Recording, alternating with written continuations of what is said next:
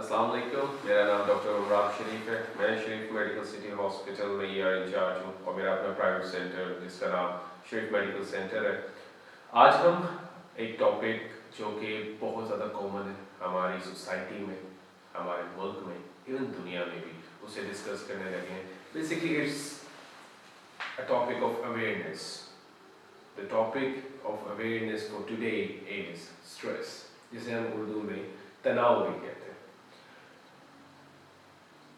आजकल के जिस तरह का माहौल, जिस तरह की इन्वायरमेंट चल रही है, इसमें हर बंदा बच्चे से लेकर बुजुर्गों तक इसका शिकार हुआ है। तनाव, जब हम बीइंग अ डॉक्टर बात करते हैं तो तनाव तीन किस्म के होते हैं। एक जिसे हम जिस्मानी तनाव कहते हैं, दूसरा माहौलियाती तनाव और तीसरा हम उसे नफ्सियाती तनाव कहते हैं। जो पहली दो एग्जाम मैंने बताई हैं, इनके असरात तीसरी एग्जाम पे आती है जिसे हम नफ्सियाती तनाव कहते हैं। लेकिन तीनों एक दूसरे से बहुत ज़्यादा डिफरेंट है, लेकिन दूसरी तरफ एक दूसरे से मिलते जुलते भी हैं, यानी कि कॉन्टैक्ट होते हैं first and second related to the third one. अगर हम डिस्कस करें जिस्मानी तनाव को, जिस्मानी तनाव का क्या मतलब है? जिस्मानी तनाव हमारा जिस्म से एफिलिएटेड है, हमारी एक्टिविटी, हमारे काम करने का तरीका, हमारी हरकत। इसमें अगर हम फर्दर दो शाखें निकालें तो इसमें अंदरूनी जिस्मानी तनाव और बैरूनी जिस्मानी तनाव आता है। और ये दोनों एक दूसरे से इस तरह एफिलिएटेड है जिस तरह बाहर का जो तनाव जिस्मानी है वो अंदरूनी जिस्मानी तनाव को एक्सेसरेट करता है, ऐड करता है, एडिटिव फैक्टर देता है। आप हरकत कर रहे हैं, आप चल रहे हैं, आपके दिल की धड़कन तेज होना शुरू होगी, आपकी circulation of the blood will increase, you gonna feel warmth in yourself, there gonna be muscular spasm, there gonna be muscular cramps afterwards. So there is energy throughout in your body, it's a stress. So अगर हम दूसरी side पे आए, जिस तरह हमारी हरकत, काम करने का तरीका हमारे जिस्म पे असर करता है, इसी तरह दूसरी टाइप माहौलियाती तनाव, ये हमारे जिस्म पे भी असर करता है, हम पे असर करता है।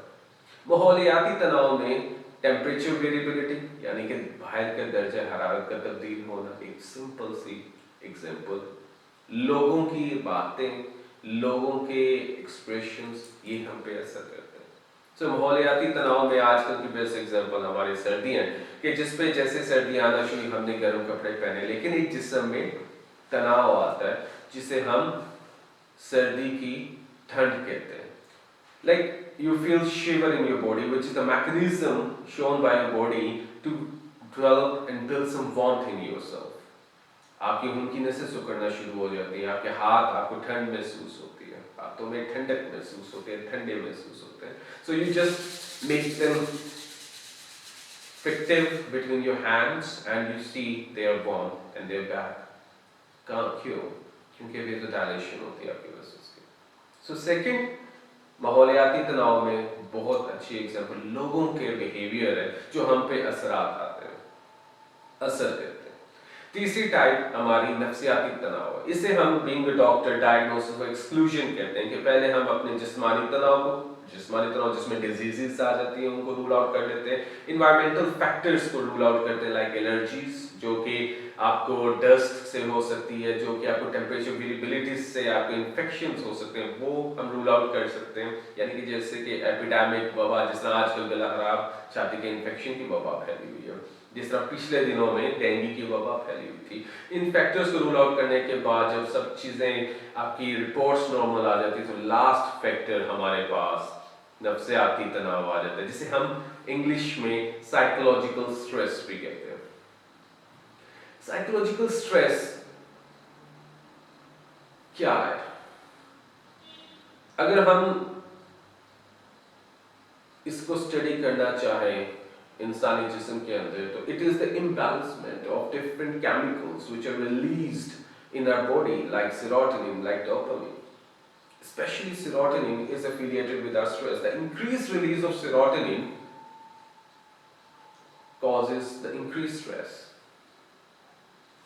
So, अब इन सब चीज़ों को मद्देनज़र रखते हुए हमें क्या करना चाहिए कि हम अपनी ज़िंदगी को बेहतर कर सकते हैं।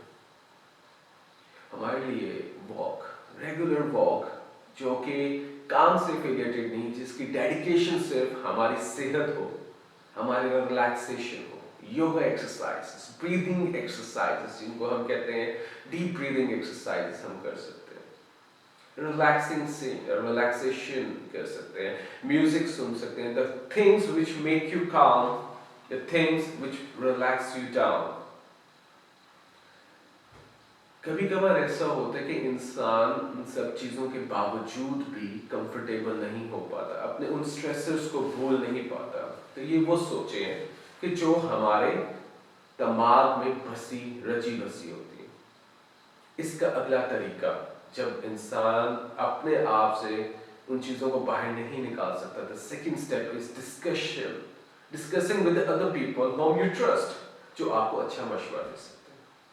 जब वो भी करामत साबित ना हो तो आखिरी हमारे पास हर बार डॉक्टर आता है।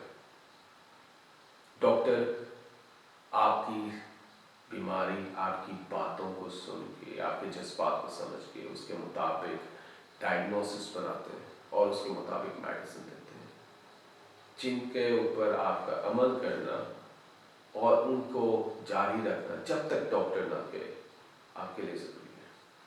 So in the end I would say, when things are out of your hand, it's the doctor who make them control, who make your thoughts get back into your mind in a control factor which leads to your happy life. Thank you very much. आज हमारा topic awareness of stress था। Hopefully आप इनको इसको पसंद करेंगे। मेरा page है Sharif medical centre of FB, Facebook, please do like it. My centre number is 033545222635। जरूर कॉन्टैक्ट करके अपने रिव्यूज दें, फेसबुक पेज में भी और इसमें भी। अगर पसंद आए तो जरूर मुझे बताइएगा। Thank you. अल्लाह हाफिज, अल्लाह नगहबान।